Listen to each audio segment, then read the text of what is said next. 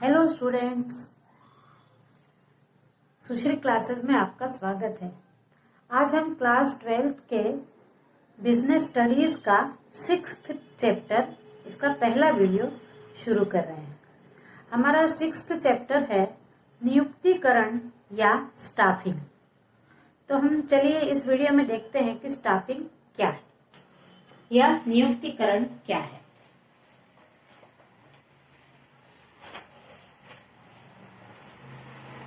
नियुक्तिकरण प्रबंध का एक अनिवार्य अंग है। संगठन के उद्देश्यों को प्राप्त करने के लिए योग्य कर्मचारी हो तो उस संगठन को लक्ष्य प्राप्ति करने में सुविधा होती है। संगठन के विभिन्न पदों पर उपयुक्त कर्मचारियों को नियुक्त करना ही नियुक्तिकरण कहलाता है। इसका अर्थ देखें तो किसी भी संगठन को चलाने के लिए पदों का सृजन करके योग्य व्यक्तियों की नियुक्ति करना नियुक्तिकरण है। लोगों को कार्यरत करना नियुक्तिकरण है। इसे जन प्रबंध भी कहते हैं। इसके अंतर्गत कर्मचारियों की भर्ती, चयन, प्रशिक्षण, पदांकन, पदोन्नति, ये सारे कार्य इसमें शामिल है। एक पूर्व स्थापित उपक्रम में नियुक्तिकरण एक सतत चलने वाली प्रक्रिया है, क्योंकि उपक्रम की आवश्यकता अनुसार नए पदों का सृजन किया जाता है और वर्तमान कर्मचारियों के संस्था छोड़ने से जो पद रिक्त हो जाते हैं उन पदों को भरने का काम भी नियुक्तिकरण का है। इसलिए नियुक्तिकरण को जन प्रबंध भी कहते हैं। अब हम देखते हैं नियुक्तिकरण की परिभाषा। तो प्रोफेसर थियो हेमन के अनुसार नियुक्ति वह कार्य है जिसका सहयोगी प्रबंधकों की नियुक्ति, भर्ती, चयन, विकास एवं क्षतिपूर्ति से होता है। नियुक्ति एक ऐसा कार्य है जिसमें जो प्रबंधक हैं वो अपने सहयोगियों की भर्ती करते हैं, उनकी योग्यता अनुसार चयन करते हैं। एक बार वो कार्य करने लगे तो उनके कार्य को विकसित करते हैं, उनके पदों का विकास करते हैं, पदों को बढ़ाते हैं और क्षतिपूर्ति यानी जो पद छोड़कर चले जाते हैं उन पदों पर नई नियुक्ति की जाती है। इसे नियुक्तिकरण कहते हैं। अब हम अगला टॉपिक देखते हैं, नियुक्तिकरण की प्रमुख विशेषताएं या लक्षण क्या है। तो सबसे पहली विशेषता है मनुष्य से संबंधित। नियुक्तिकरण की प्रक्रिया का संबंध मनुष्य से होता है, मनुष्यों का नियुक्तिकरण होता है। नियुक्तिकरण करने वाला और नियुक्त होने वाला दोनों ही व्यक्ति मनुष्य होते हैं।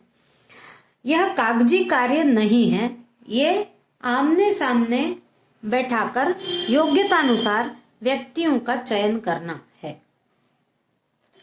दूसरा है दूरगामी परिणाम। नियुक्तिकरण में जिन व्यक्तियों को नियुक्त किया जाता है उनके कार्य का परिणाम तुरंत देखने को नहीं मिलता, लेकिन कुछ समय उपरांत उनके कार्यों का परिणाम दिखाई देता है। यानी अच्छा कार्य करने वाला होगा तो जो भी उपक्रम है वो लक्ष्य की प्राप्ति जल्दी कर लेगा, लेकिन यदि कोई नियुक्ति खराब हो गई तो उसका भी असर दिखाई देता है, क्योंकि वो जितना उपक्रम को विकास कर लेना चाहिए उतना विकास नहीं हो पाता। तो जब नियुक्ति की जाती है तो उस व्यक्ति के कार्य का परिणाम दूरगामी होता है, कुछ दिनों बाद पता चलता है। फिर सतत कार्य।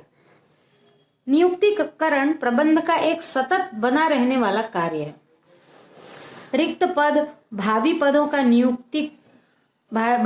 पर नियुक्ति, प्रशिक्षण, पदोन्नति, स्थानांतरण, ये सारे काम किसी भी उपक्रम में सतत चलने वाले हैं। इसलिए नियुक्तिकरण किसी भी उपक्रम में सतत चलने वाली क्रिया है।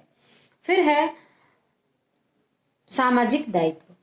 नियुक्तिकरण से समाज में रोजगार के अवसर उपलब्ध होते हैं और इससे प्रबंध अपने सामाजिक दायित्वों की पूर्ति करता है। ये सामाजिक दायित्व है, लोगों को नियुक्त करना, उनको रोजगार देना, इससे एक सामाजिक दायित्व का निर्वहन होता है। फिर जटिल कार्य। नियुक्तिकरण प्रबंध का एक बहुत जटिल कार्य है। इसमें संस्था के हितों को महत्व देने के लिए निजी संबंधों को भी महत्व नहीं दिया जाता। ये जटिल कार्य है। यदि अपने ही किसी संबंधी को जो अयोग्य हो और उस पद पर रख लिया जाए उसे, तो आगे उसके परिणाम गलत दिखाई देंगे। इसलिए नियुक्तिकरण एक जटिल प्रक्रिया है। नियुक्त करते समय व्यक्ति की योग्यता के अनुसार ही उसे नियुक्त किया जाए। फिर है वातावरण से प्रभावित। नियुक्तिकरण संगठन के आंतरिक वातावरण और बाह्य वातावरण दोनों से प्रभावित होता है। आंतरिक वातावरण अर्थात कर्मचारियों के से संबंधित नीतियां अंदर की, और बाहरी वातावरण यानी देश का सामाजिक, आर्थिक और राजनीतिक वातावरण, इन दोनों पर नियुक्तियां प्रभावित होती है। फिर है व्यापक कार्य। नियुक्तिकरण एक व्यापक कार्य है। यह प्रबंध के सभी स्तरों पर प्रबंधकों द्वारा किया जाता है, चाहे वो निम्न स्तर हो और चाहे उच्च स्तर हो, दोनों स्तर पर या मध्य स्तर हो, तीनों स्तरों पर प्रबंधकों के द्वारा नियुक्तियां की जाती है। इसमें कर्मचारियों की भर्ती, चयन, पदांकन, ये सभी कार्य सम्मिलित होते हैं। अब हम देखते हैं अगला टॉपिक है नियुक्तिकरण की आवश्यकता। सबसे पहली आवश्यकता है कि रिक्त पदों की पूर्ति।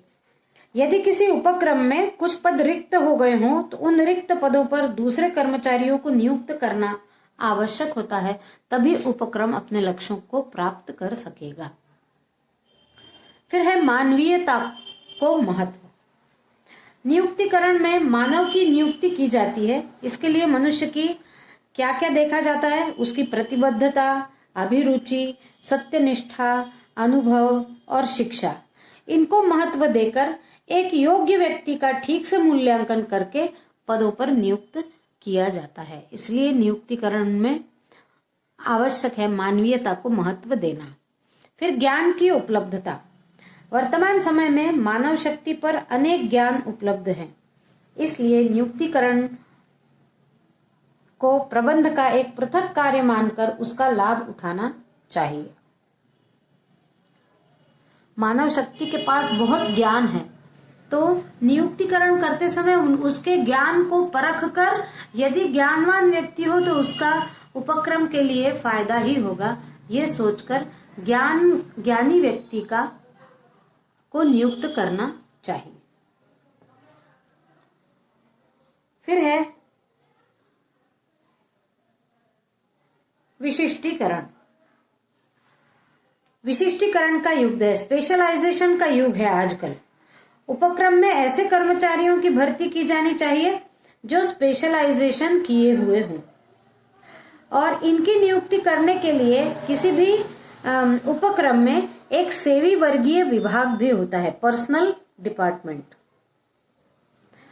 यही काम नियुक्तियों का करता है। इनकी सेवाओं का उपयोग करना चाहिए। ये किसी भी, इसके सदस्य कुछ ऐसे व्यक्ति होते हैं जो ज्ञानी होते हैं, लोगों को परखने की शक्ति उनमें ज्यादा होती है, इनका उपयोग किया जाना चाहिए, सेवी वर्गीय लोगों का। फिर नवीनतम प्रौद्योगिकी।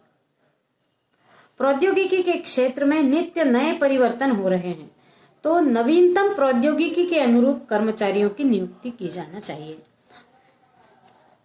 आकार में वृद्धि। संगठन के आकार और विकास में वृद्धि के कारण योग्य व्यक्तियों के नियुक्तिकरण की आवश्यकता है। आजकल संगठन आकार में बड़े होते हैं, और यदि आकार में बड़े हैं तो वहां पर नियुक्तिकरण भी योग्य व्यक्तियों का ही होना चाहिए। उपक्रम के लक्ष्यों को प्राप्त करने के लिए नियुक्तिकरण आवश्यक है। अब हम अगला टॉपिक देखते हैं, नियुक्तिकरण का महत्व। पहला महत्व है योग्य कर्मचारियों का चयन। नियुक्तिकरण की प्रक्रिया में भर्ती व चयन की नवीनतम तकनीकों का प्रयोग करके योग्य कर्मचारियों का चयन किया जाना चाहिए। नई नई जो प्रक्रिया है, जैसे टेस्ट लेना उनके, या लिखित परीक्षा, मौखिक परीक्षा या ग्रुप डिस्कशन, इस प्रकार से नए नए तरीकों का उपयोग करके योग्य कर्मचारियों का चयन किया जाना चाहिए। फिर आवश्यकताओं की पूर्ति। उपक्रम के विकास के साथ साथ संस्थान में नए कर्मचारियों की भी नियुक्ति करना आवश्यक होता है, क्योंकि जो नए लोग होते हैं वो अलग तरह की पढ़ाई करके पहुंचे हुए होते हैं। पुराने लोगों के समय कुछ बातें न सिखाई गई होंगी, लेकिन नए लोगों को नियुक्त किया जाए तो नई नई बातें वो उपक्रम को आगे बढ़ाने के लिए बताएंगे या करेंगे। फिर उद्देश्यों की प्राप्ति। प्रत्येक उपक्रम का उद्देश्य अधिकतम लाभ पाना होता है। इस उद्देश्य की प्राप्ति यदि हम कर्मचारियों को नियुक्त नहीं करेंगे तो प्राप्ति नहीं हो पाएगी। फिर श्रम लागत में कमी। यदि कुशल कर्मचारियों को नियुक्त किया जाए तो श्रम लागत में कमी होगी, यानी कम श्रमिकों के द्वारा ही कार्य पूर्ण कर लिया जाएगा।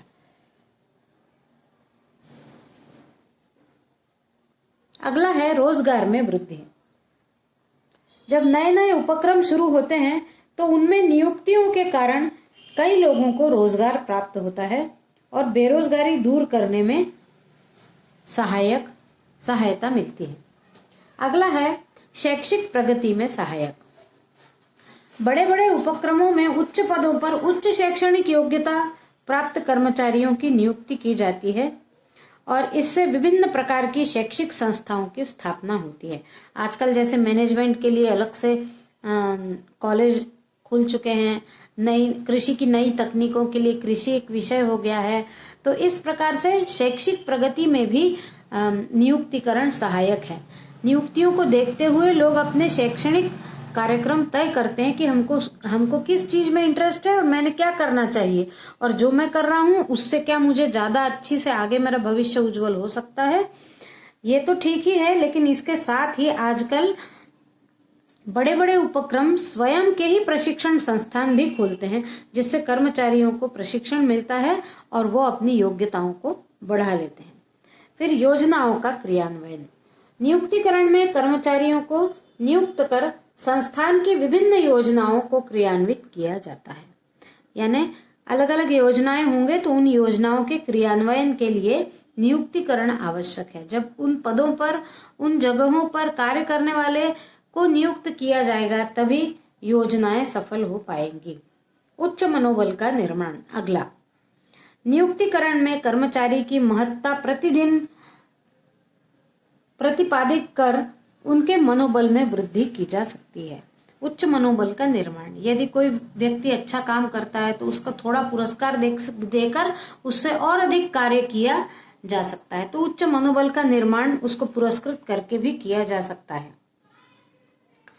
फिर अगला है सामाजिक संतुलन।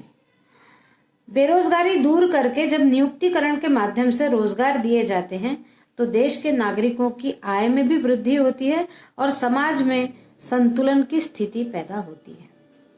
अंतिम हमारा महत्व है श्रम शक्ति का श्रेष्ठतम उपयोग। नियुक्तिकरण में व्यक्ति को उसकी योग्यता के अनुरूप कार्य सौंपकर हम उसमें जितनी भी श्रम करने की शक्ति है उसका अधिक से अधिक उपयोग कर पाते हैं। चलिए, तो आज हमने समझा नियुक्तिकरण का अर्थ, परिभाषा, नियुक्तिकरण की विशेषताएं, आवश्यकताएं और महत्व। इस वीडियो में इतना ही। Thank you.